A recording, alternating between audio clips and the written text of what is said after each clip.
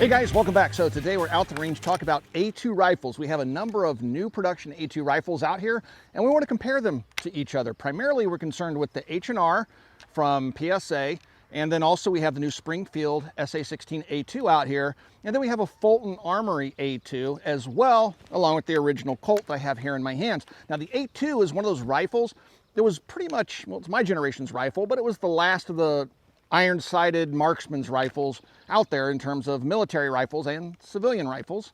And so the clone market, for whatever reason, has kind of avoided them for the last few years. And we're seeing everything else from Delta Force guns from the 90s and everything else. The A2 just kind of didn't generate much interest until just recently. And so now we're seeing different companies starting to produce A2s, and that is basically the signature fixed carrying handle with a combat adjustable rear sight. Now the A4 has been in production. Colt still makes the A4, which looks just like this rifle, but the carrying handle is detachable. Then you have a 1913 rail underneath it. And so the A2s are coming back, and we want to take a look at a few of them and decide, at least for ourselves, and share our thoughts with you as to which one is probably the best, which ones you may want to avoid. All right, so let's get started with today's video.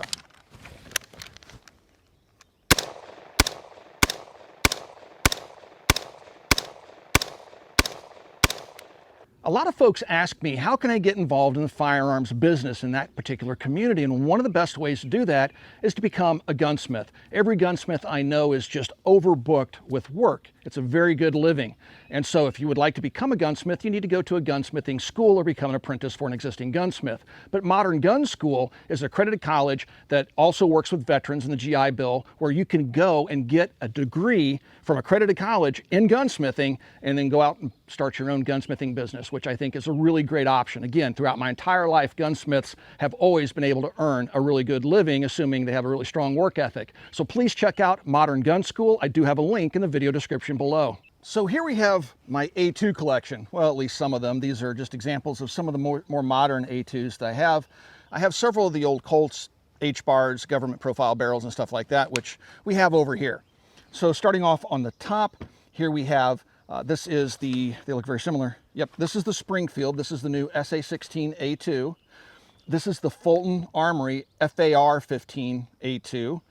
And then down here is the new H&R A2, and this one does feature the FN manufactured barrel.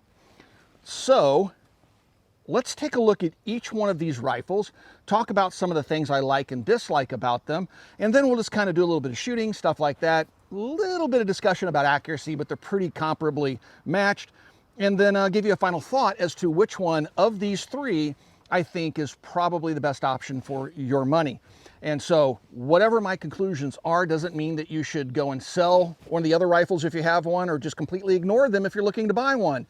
My opinions are mine, and they're based on what I like and what I feel I need. That doesn't necessarily translate to what's the best option for you. I just want to put that out there. I try to mention it in a lot of videos where we're giving opinions on things.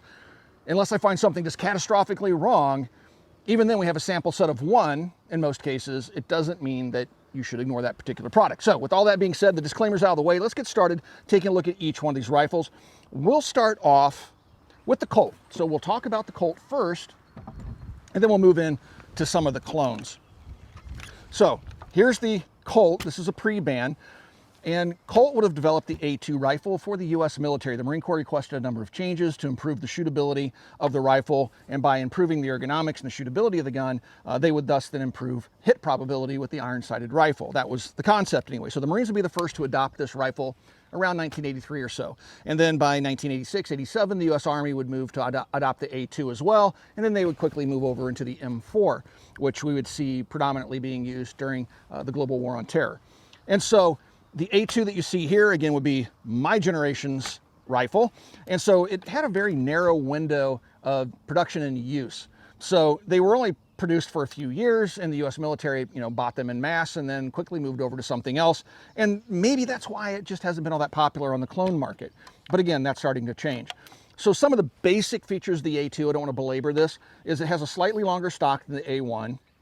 It has what we would refer to combat adjustable rear sights, so you can make adjustments to windage and elevation on the fly without any special tools or even a bullet tip, a brass deflector, a reinforced lower receiver, a changed pistol grip.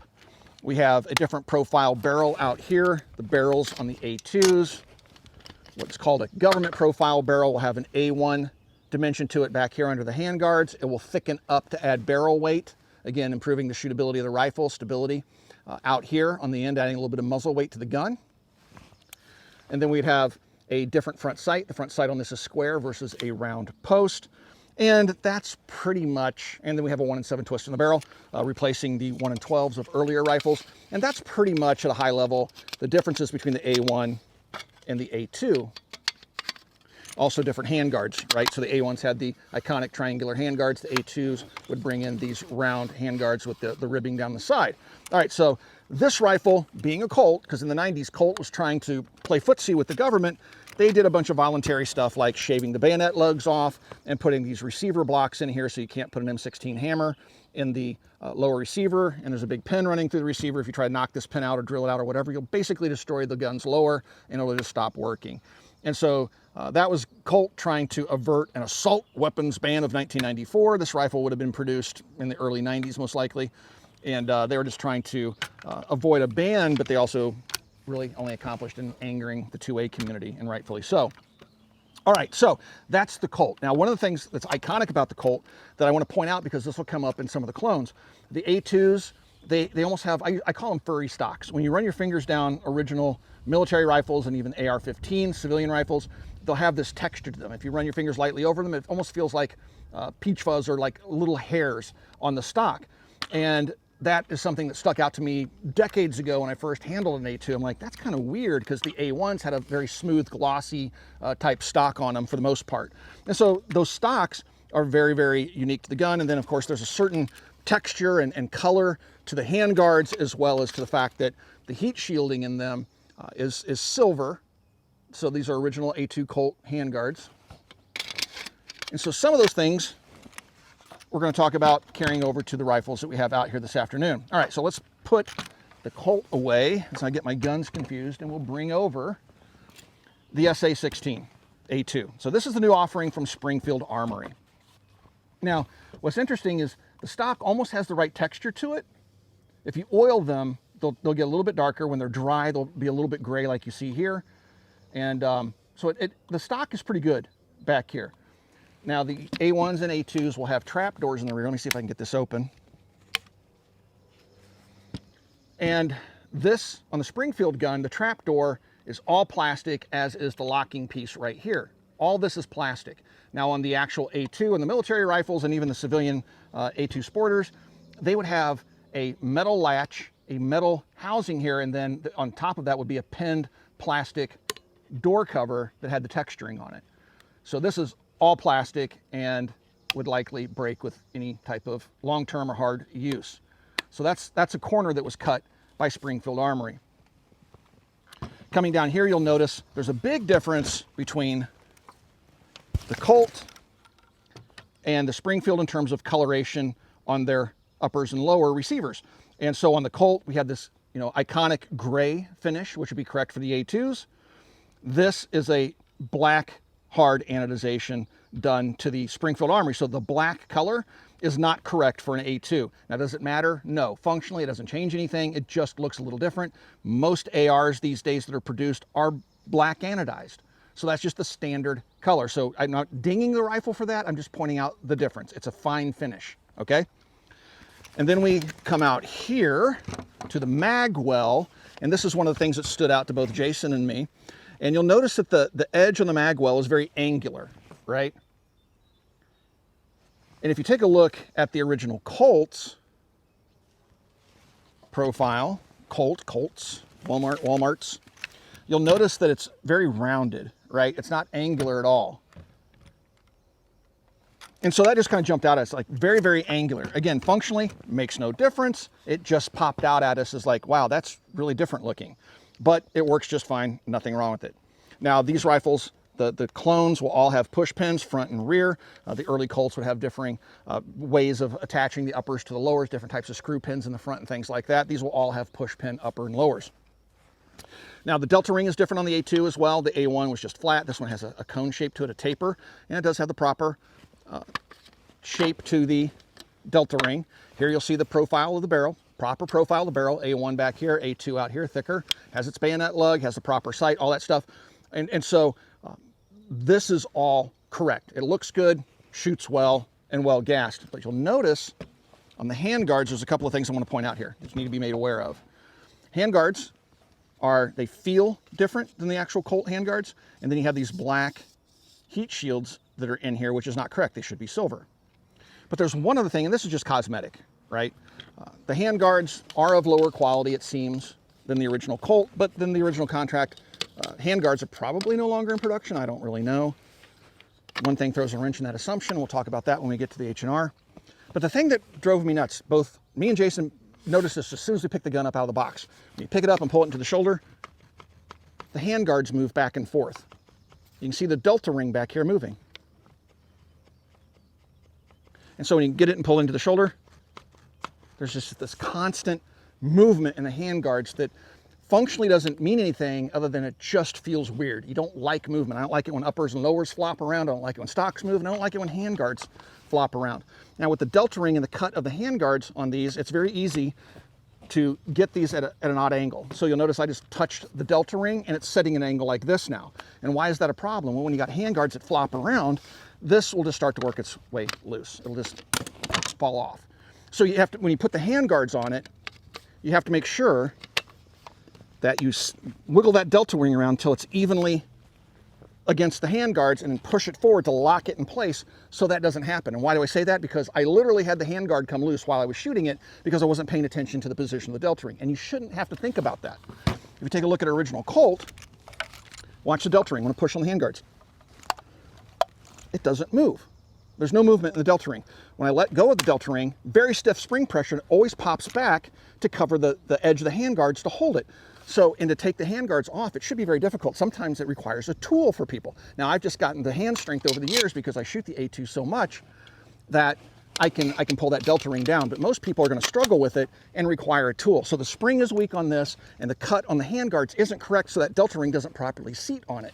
And that becomes a bit annoying. Doesn't affect the function of the rifle other than the hand guards just being a little bit loose and rattly and annoying, okay? But the gun shoots just fine. Has a 1-in-7 twist, all that good stuff.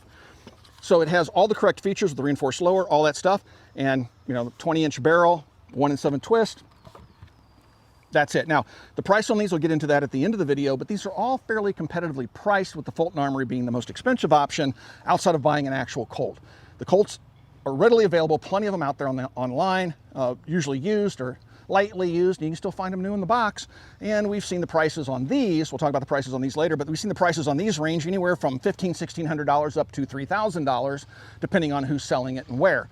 So you can get pretty close to the price of these with an original Colt if you're looking for an original Colt A2 to shop around. All right, so we'll put the SA16A2 to the side and we'll start talking about the Fulton Armory. Fulton's been making these rifles for quite some time, and this rifle is one of my favorite A2's to shoot. Now, one of the reasons the handguards don't fit properly on the spring field is because there is a dimension right here that is different from the actual Colt handguards. So this little cut right here should fit around the star nut that holds the barrel in place, and that should keep the handguards from moving back and forth because that star nut will sit inside there. But there's too much play in this, which is allowing it to move backward and compress that delta ring. If you take a look at the Colt, it fits perfectly. When I push on it, there's no movement, right? No delta ring movement, no handguard movement. Here, you can see the movement, okay? So the reason I point that out is because the handguards on this rifle, go ahead and drop this out. It is empty, guys. Go ahead and drop that out. The delta ring is very tight, properly tensioned spring on this, so it does hold the handguards in place. I haven't noticed a problem with these popping off, but it would appear that these are coming from the same vendor, okay? Because they have the black inserts. This opening is a little bit larger, and the delta ring is better fit. So even when I try to move it around, it'll pop into place and stay there. But you see the delta ring moving back? That's why I'm saying that these are the same. And you can hear the handguards popping.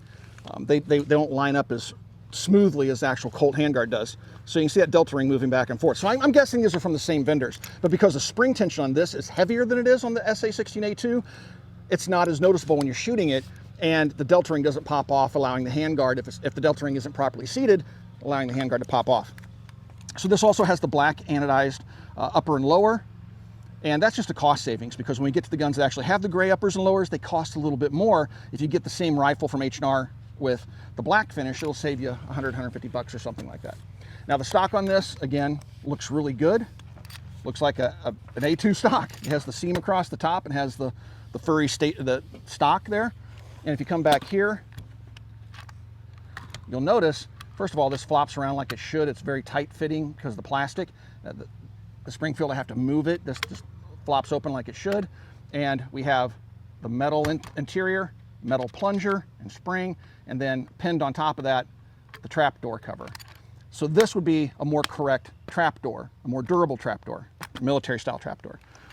But then the A2 sights, front sight, all that stuff is the same. Now this rifle is going to cost a little bit more than the Springfield. We'll talk about cost here momentarily. So last but not least, let's talk about the new H&R. Now the H&R has, we'll start off with the stock and we'll just kind of move forward. First of all, let's take a look at that trap door. So this is kind of somewhere in between. Where the Springfield has all plastic components, this has a plastic door, plastic housing, but a metal lock on it. And it seems like the door is just wider back here. So that's not a government style trap door, if you will. But the stock looks really good. It has the seam across the top, has the texture to it. It's familiar to me. There's a couple of things cosmetically that bother me about the H&R.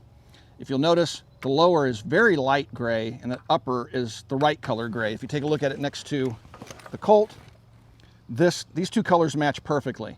This color is way too light, as is the color on the delta ring.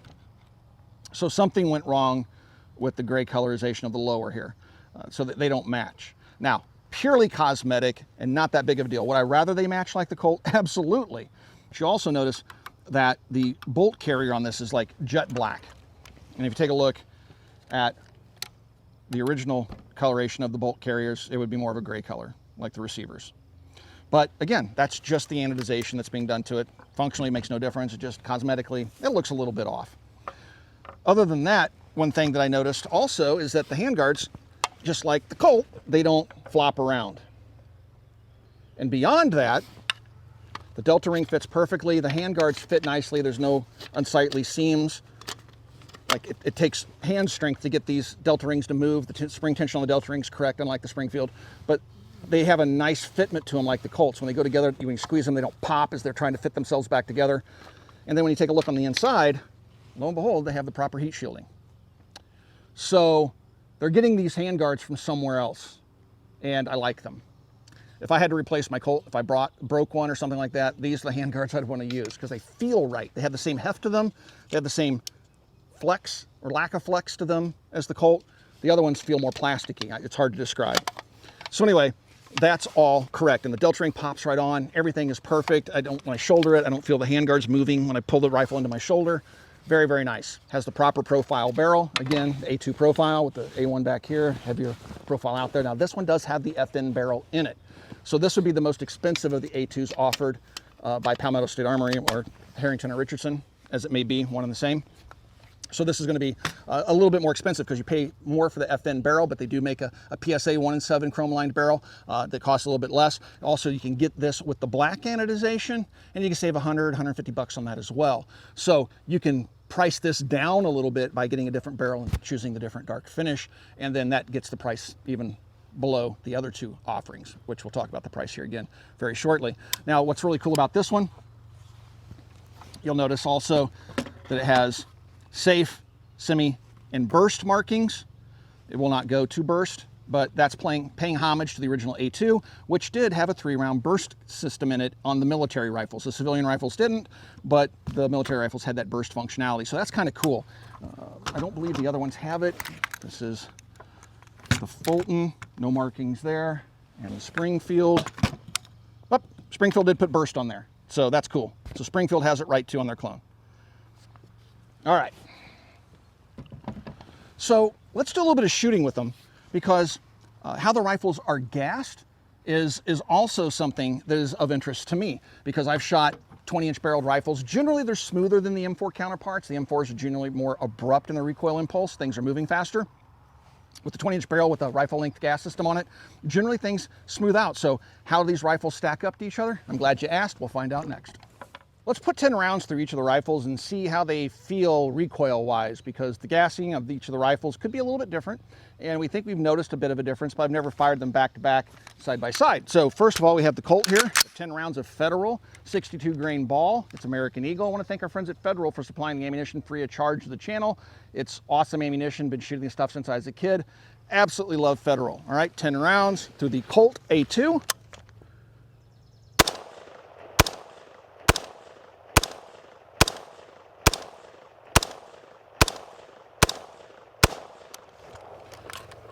Feels normal, right? I've been shooting Colt AR15s for over 30 years.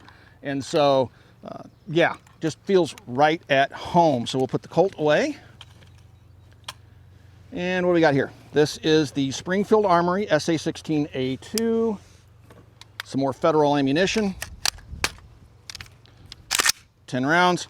That delta ring will not set straight.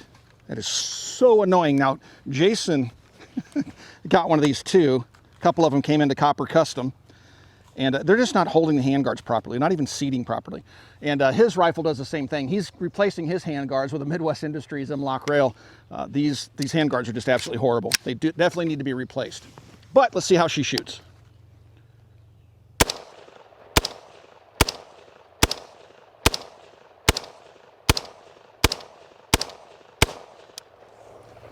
Noticeably different. If anything, it's not as gassed as much as the Colt. This feels like a little bit of a delay in the velocity of the bolt and carrier. So it feels like it's getting less gas to the system than the Colt with the same ammunition.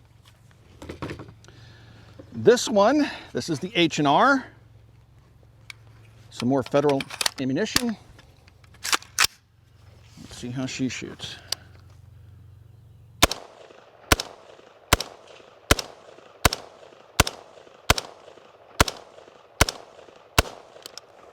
Feels just like the Colt. If you handed me the two rifles blindfolded side by side, I couldn't tell them apart. All right, let's try the Fulton Armory. Now this rifle I've had for several years, and this is my favorite A2 to shoot. Even though it has the same goofy handguards and the delta ring doesn't quite line up, it has more spring pressure on the delta ring. And until I started looking at it, I'd never even noticed it having the same issue as the Springfield. But that heavier spring on the delta ring seems to rectify some of the problems. So if you have a Springfield, maybe just replacing that spring would be a way, if you're having problems with it, to rectify it. More Federal ammunition. Now these things are really, really great shooting rifles.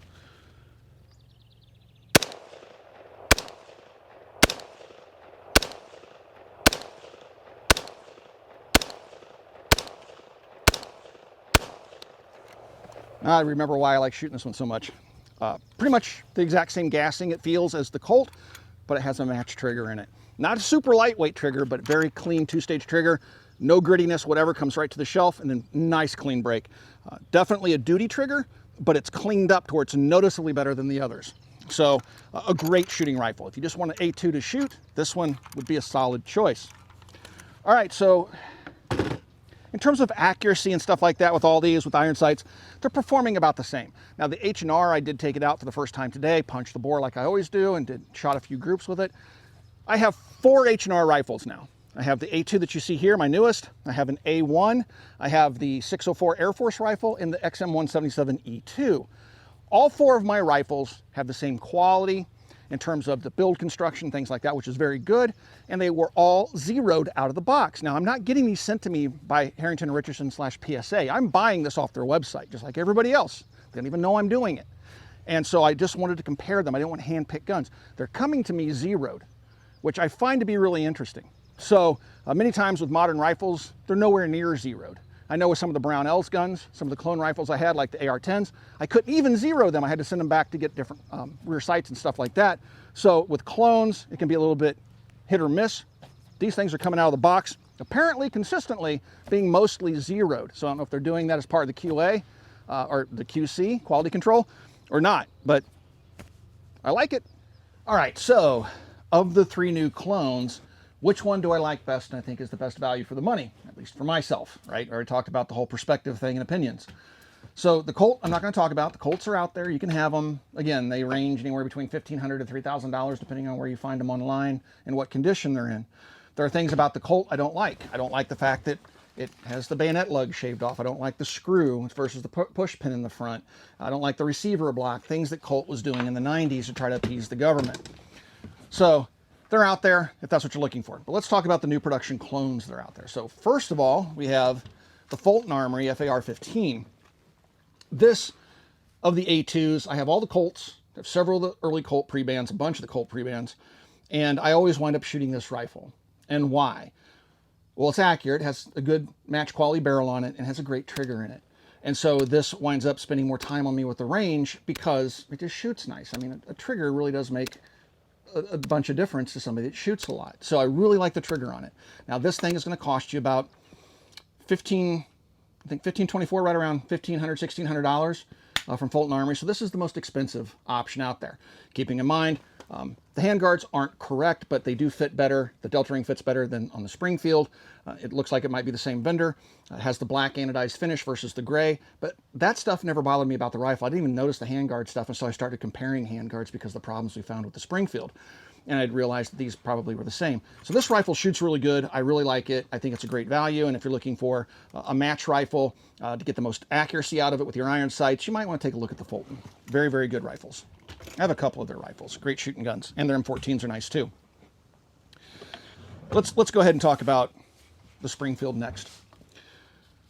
The more I play with it, the more annoying the handguards become. The big gaps in it, the fact that they pop and move, and the spring being too weak in the Delta Ring, it's just annoying. But hopefully just simply replacing the handguards, if I can order a spare set from maybe the H&R website, that should hopefully rectify the problem with the handguards. So potentially a minor fix.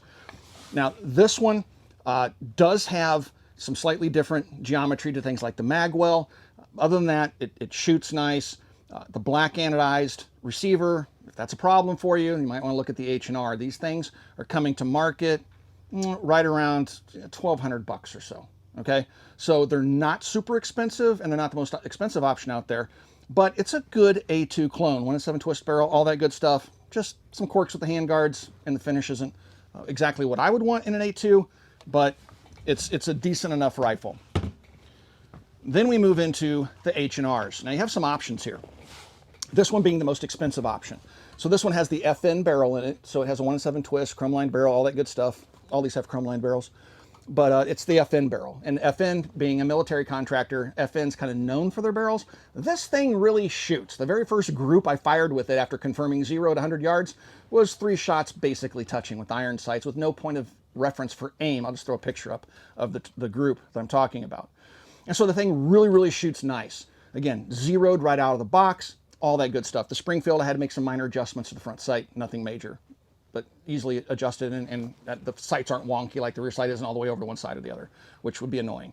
So all the rifles here were zeroed very easily. This one, although, as with all my H&Rs, came zeroed right out of the box. The only ding, the slight tone difference between the upper and lower. Other than that, everything else on this rifle, I'm perfectly happy with. I think this is a great option. And coming to market, $1,300, $1,299 for this one. You can get a blim that'll take another $100 off. You can get one with their barrel on it versus the FN barrel that should take another $100 off. So you can get this thing down. If you get the black anodized finish, get the blim, and get the Harrington Richardson barrel, the PSA barrel, you can get this thing for just a little over $1,000. That makes it a pretty darn good value. That and the Delta Ring fits perfectly. The handguards don't pop and move around like they do on the Springfield, so I know everything's fit right. It's zeroed out of the box. That's a pretty darn good value. And the blims, I've noticed if you get a H&R blim, it's really hard to find the blemish. So it's something really minor they caught in quality assurance. And that's why they're reducing the price. So I would consider, if I were you, picking up a blim if you're trying to save a few bucks, if you're picking up an H&R, because it seems like the website has more blims than it has non-blim rifles, all right? So you might want to check one out if you just want a shooter and you're not too worried if it might have a minor finish flaw somewhere that's hard to find. So all in all, I would say my favorite shooter is the FAR15, the Fulton Armory A2. But if I just had to buy a clone correct A2, something I just wanted to go out and shoot every day and I wanted it as close as possible to a military configuration, you cannot beat the H&R, folks. These things are blowing my mind. All 4 of my rifles, as I've already said, are outstanding shooters, already zeroed, good finishes, good fitment, good everything. Even the stock was loose on my Springfield Armory. I had to tighten up the stock bolt because it got through quality assurance with the stock moving. And so it's just those little types of attentions to detail that pushes me towards a product. Then when you get into the pricing of the H&Rs, you just can't beat them. So it's really, really cool to see the H&R line. Jason and I toured their manufacturing about a year ago, and they were just setting the line up. And I was really excited, and I was hoping that it would happen, and it did happen. And yeah, so if you're in the market for an M16A1, an M16E1, a 9mm Colt, a 723, whatever, an A2, H&R is making them. They even have some really cool stuff coming out, like the DOE 9mm Colts. They're going to be cloning those. And the LMG Colt was originally fired from an open bolt. It was an AR-15 that had a different handguard and stuff on it. They've even posted pictures of that they're cloning. So the H&R line is really stepping up as the premier AR-15 cloner, and the prices are just too affordable not to give one a try. All right, so yes, I've become an H&R fanboy. If you have any questions, you can ask those questions down below. If you'd like to support us here at the Military Arms Channel, the best way to do that is become part of our Patreon family. Again, there's a link in the video description below. Right here on YouTube, you got the thanks and support button underneath the video player you're watching right now. You can hit either one of those buttons and help support us right here on YouTube in the age of demonetization. Last but not least, please swing by, check out Copper Custom. Thank you for 16 years of support. We'll talk to you guys soon.